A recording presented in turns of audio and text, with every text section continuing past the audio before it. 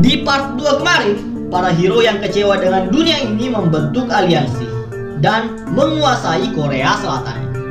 Kita juga diperlihatkan kemunculan kembali Park Jung-soo sebagai musuh aliansi hero. Itu dibuktikan dengan kematian hero Golem di Pulau Jeju. Oh iya, buat yang belum menonton part 1 dan 2, silahkan ditonton dulu supaya tahu alur cerita lengkapnya. Bisa dicek di playlist atau masuk melalui link di deskripsi video. Jika sudah, ayo kita langsung masuk ke alur cerita Hero Has Returned part 3.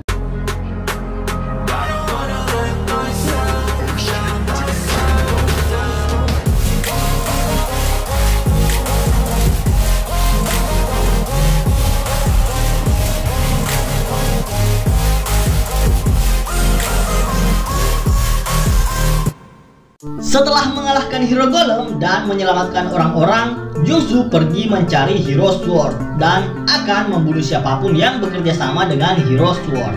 Semua itu dilakukan Jung-soo untuk balas dendam atas kematian keluarganya. Di sini, So-min memutuskan untuk ikut. So-min memang tidak memiliki kekuatan, tapi dia mengetahui setiap daerah yang dikuasai anggota hero Sword dan juga mengetahui setiap kemampuan mereka. So-min membantu Jung-soo bukan karena alasan balas budi, tapi dia juga memiliki dendam pada hero Sword dan bawahannya. Walaupun sempat menolak, Jung-soo akhirnya memutuskan untuk membawanya. Di bangunan terbengkalai, mereka beristirahat untuk menyusun rencana. Menurut So-min, hero yang akan dilawan selanjutnya adalah hero naga laut yang telah menghancurkan armada di Samudra Pasifik dan juga melakukan pembantaian besar-besaran pada orang yang ingin melarikan diri dalam perjalanan ke Pulau Jeju. Saat itulah orang tua So-min terbunuh oleh hero naga laut. Bisa dikatakan hero ini adalah yang paling merepotkan jika berada di lautan. Dan naga laut yang dia kontrol sama buruknya dengan Kraken. Mereka kemudian meminta bantuan angkatan laut yang berhasil selamat agar dapat meninggalkan pulau dan pergi ke pesisir laut selatan, wilayah hero naga laut. 2 jam sebelum berlayar, salah seorang awak kapal ragu apakah Jung-soo, hero baru yang mereka temui, bisa dipercaya. Apakah hero itu teman atau musuh? Sang kapten meyakinkan awaknya kalau fakta Jung-soo telah mengalahkan hero Golem, semua orang sudah mengetahuinya. Mereka memang tidak mengetahui alasan pastinya, tapi bagi kapten itu sudah cukup. Lebih dari 30 pasukannya telah gugur. Walau hanya ada satu kesempatan, kapten akan mengambil kesempatan itu untuk mengalahkan hero, agar kematian rekan-rekan mereka yang telah gugur tidak menjadi sia-sia. Mereka kemudian berangkat mengarungi lautan menuju daerah kekuasaan hero naga laut. So-min menggambarkan ciri-ciri hero yang akan mereka lawan selanjutnya. Melihat gambar itu, Jung-soo malah menanggapinya dengan tidak serius. Jadi lawanku selanjutnya adalah seekor cacing dan manusia stick, kata Jung-soo. So-min mengakui dia memang tidak pandai menggambar. So-min kemudian menjelaskan jika perempuan yang dia lihat selalu berdiri di atas kepala naga laut. Dan naga laut itu hanya mendengar perintah hero perempuan yang ada di atasnya. Yang lebih menyulitkan lagi, baik hero ataupun naga laut memiliki kesadarannya masing-masing, yang berarti Jung-soo harus melawan 2 musuh sekaligus.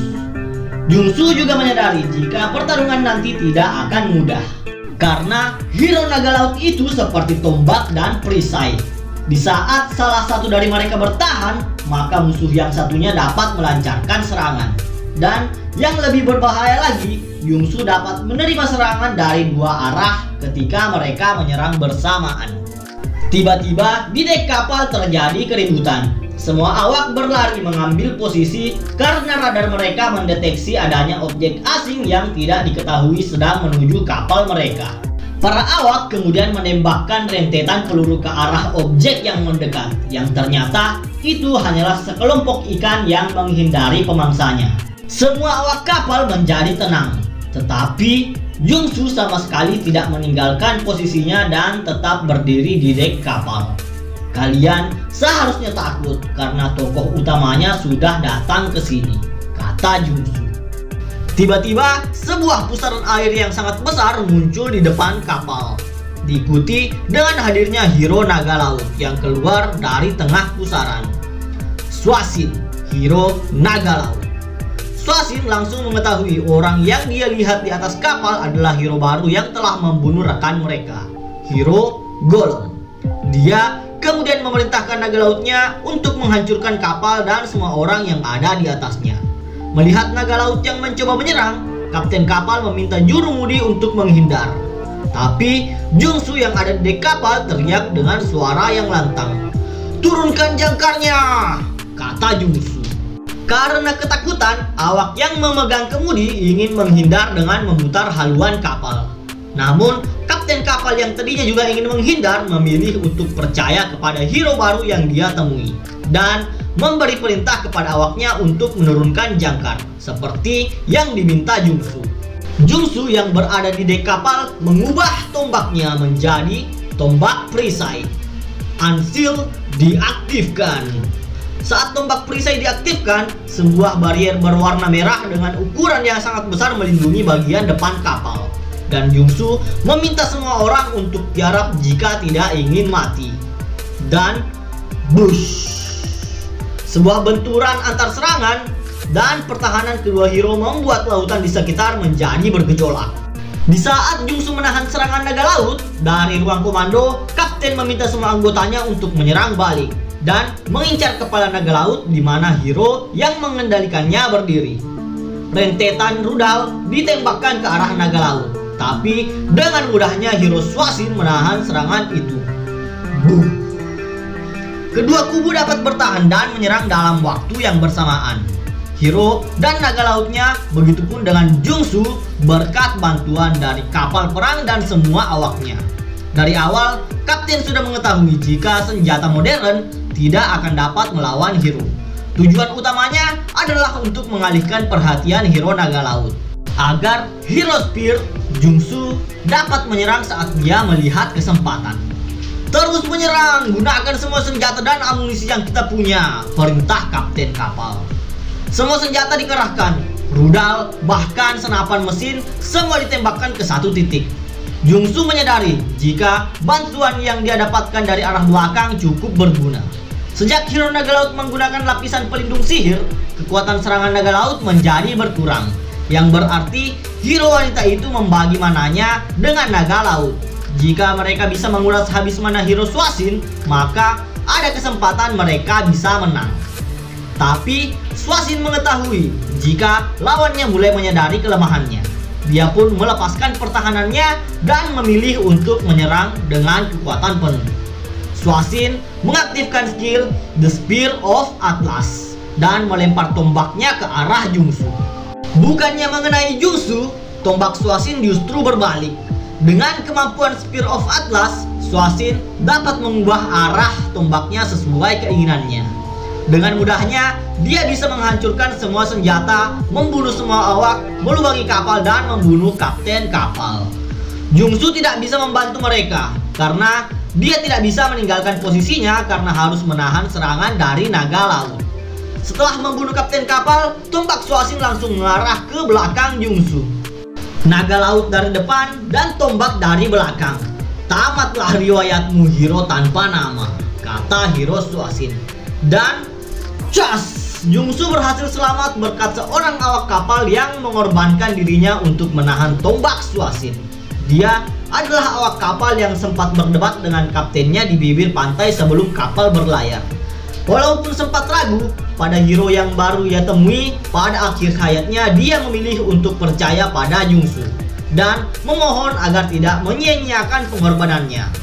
Jungsu kemudian menarik tombak yang tertancap di tubuh orang itu sembari berterima kasih karena telah membantunya. Swasin yang melihat tombaknya ada di tangan Jungsu menjadi marah karena tidak suka jika ada orang lain yang menyentuh tombak pemberian Raja Naga Laut Atlas. Jungsu kemudian mengaktifkan skill dengan menggunakan tombak dari hero naga laut, Frozen Spear Technique. Jungsu kemudian melepas pertahanannya dan langsung menyerang dengan melemparkan Frozen Spear Technique ke arah kepala naga laut. Frozen Spear mampu membekukan apapun yang ada di sekitarnya. Serangan naga laut Bahkan permukaan laut yang dia lewati menjadi beku dan membuat sebuah jalur es. Melihat serangan mereka dipatahkan, Swasin meminta naga laut untuk berhenti dan memfokuskan kekuatan mereka untuk bertahan. Swasin mengaktifkan skill The Grand Shield of Atlas, sebuah pertahanan sihir yang berjumlah 5 lapis yang bahkan tidak bisa ditembus oleh Raja Iblis yang telah dia kalahkan. Frozen Spear yang dilempar Jungsu menghantam lapis pertama pertahanan hero naga laut. Dan satu pertahanan berhasil ditembus. Swasin tidak percaya dengan apa yang dia lihat. Bagaimana bisa hero tanpa nama menembus pertahanan terbaiknya? 2 pertahanan ditembus. 3, 4. Frozen Spear masih terus mengarah ke kepala naga laut. Tapi lapis kelima dari pertahanan Grand Shield of Atlas berhasil menghentikan Frozen Spear milik Jungsu. Swasin sempat berpikir dia tidak akan bisa menahan laju Frozen Spear. Beruntung Grand Shield of Atlas berhasil menghentikannya pada lapis terakhir. Swasin berniat menyerang balik dan memerintahkan naga laut untuk melancarkan serangannya. Tapi saat dia melihat ke arah kapal, hero tanpa nama sudah tidak ada di sana. Rupanya serangan pertama dari Frozen Spear yang dilancarkan Jungsu bukan untuk mengakhiri pertarungan, melainkan untuk membuat jalur dengan membekukan permukaan laut agar dia dapat mendekati hero naga laut. Dan benar saja, tanpa dia sadari, Jungsu sudah berada tepat di depan hero naga laut. Tanpa memberi kesempatan untuk bertahan, Jungsu memberi serangan langsung dengan skill Proverbs dan membelah 2 tubuh hero naga laut Swasin beserta monsternya dengan 1 tebasan. Kita kemudian diperlihatkan masa lalu hero naga laut saat dia masihlah pahlawan yang baik hati. Dari sini juga kita tahu bahwa naga laut yang selalu menemaninya adalah Raja Dunia Bawah Laut. Dan mereka juga memiliki hubungan spesial, lebih tepatnya mereka saling mencintai.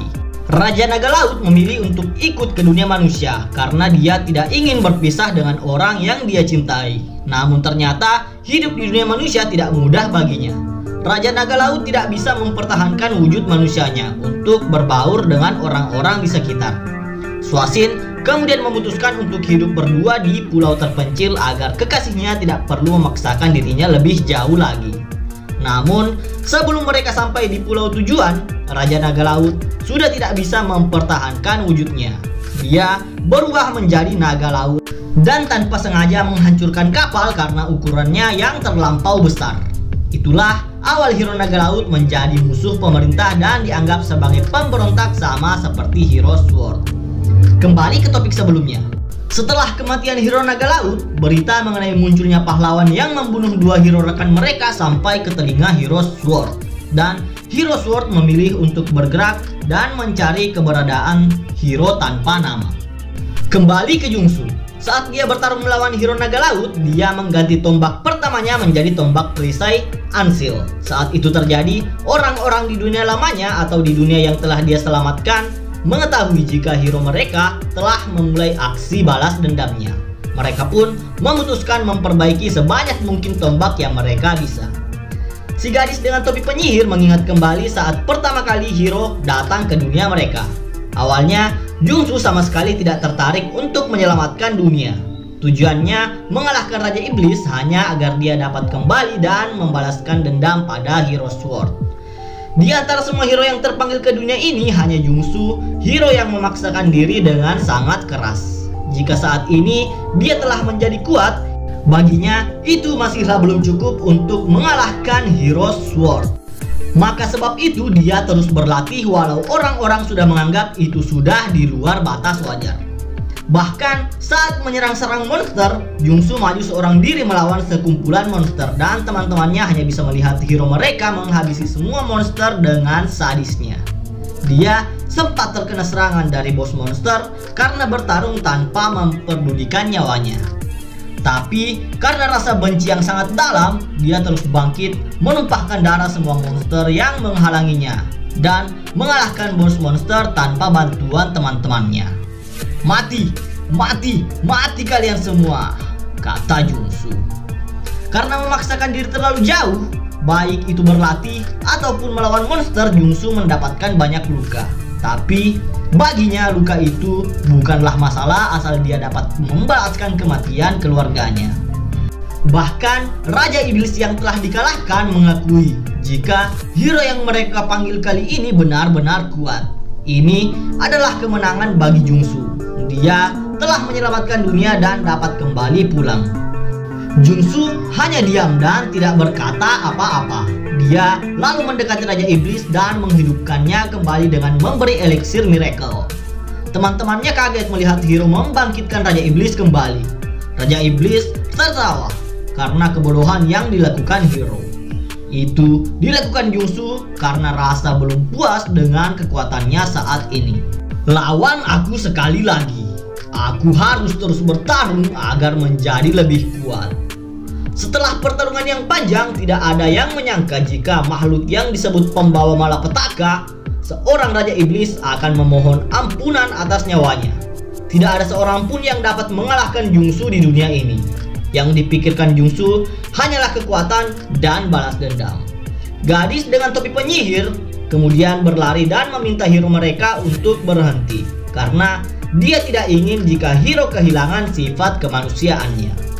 Mereka juga berjanji akan membantu hero membalaskan dendamnya. Jadi, saat mereka mengetahui hero telah menggunakan tombak Ansil, mereka memutuskan untuk membantu hero dengan memperbaiki semua tombak semampu mereka. Karena hanya dengan memanggil atau mengaktifkan skill, seorang hero dapat memanggil senjata mereka walaupun ada di dunia yang berbeda. Sama seperti hero Sword yang memanggil pedang durannya.